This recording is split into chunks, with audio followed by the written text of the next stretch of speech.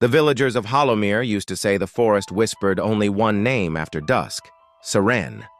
The wind rasped it through the black pines, the owls hooted it from their crooked perches, and the stream carried it on its moonlit ripples. No one dared speak of her in daylight, yet every soul felt the echo of her story.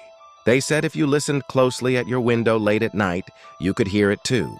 A single soft whisper, just for you. Seren, Seren. What they never tell you is why you start whispering it back. Long before she was called the Witch of Hollowmere, Seren was a quiet girl with silver eyes. Her mother claimed it was a trick of the sunlight, but sunlight never lingered in her gaze. In fact, it seemed to shy from her. She could heal a sparrow with a touch and predict storms with a strange tightening in her chest.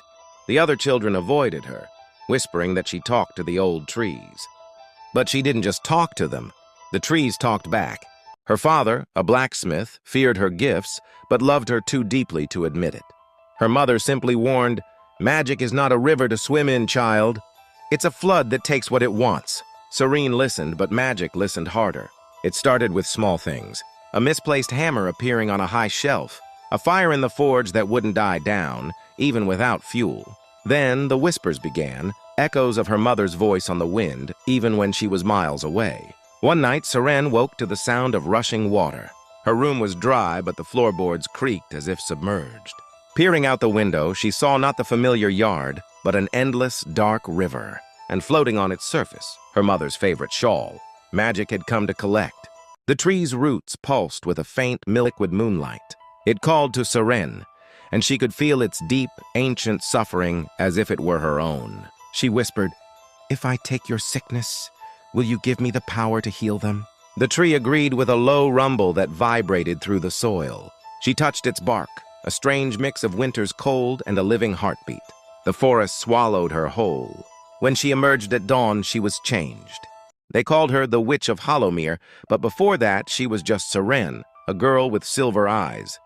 Her mother claimed it was a trick of the light, but the sun always seemed to shy away from her gaze. She could mend a sparrow's broken wing with a single touch and hear whispers from the ancient trees. But the whispers have changed lately. They no longer speak of seasons and storms. They called her the Witch of Hollowmere, but before that, she was just Seren, a girl with silver eyes.